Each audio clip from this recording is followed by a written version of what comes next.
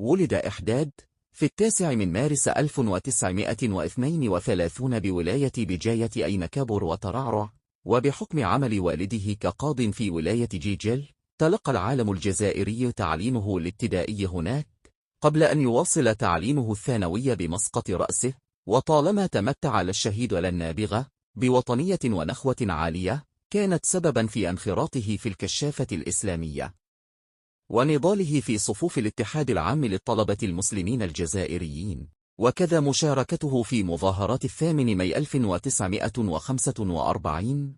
أما عن تعليمه العالي فقد درس إحداد في فرنسا قبل أن يتابع تعليمه في تشيكوسلوفاكيا، وسنتين بعد اندلاع الثورة التحريرية انخرط عالم الفيزياء النووي في صفوف جبهة التحرير الوطني، وكان مسؤولا عن ربط الاتصالات مع مسؤولي بعض الدول في أوروبا الوسطى، كما أسندت إليه مهمة شراء الأسلحة واستقبال الجرح وتعزيز الجبهة في فرنسا.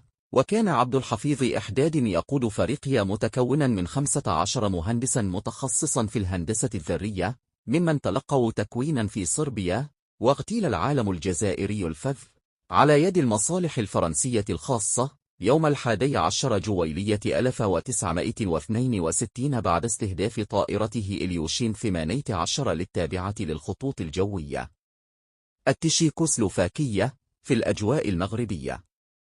وكانت الرحلة الجوية قد انطلقت من براغ نحو باماكو عبورا بالرباط.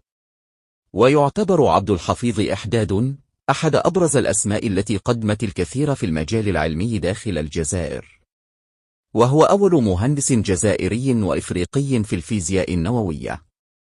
وقد تم إطلاق اسم الشهيد عبد الحفيظ إحداد على القطب العلمي والتكنولوجي سيدي عبد الله.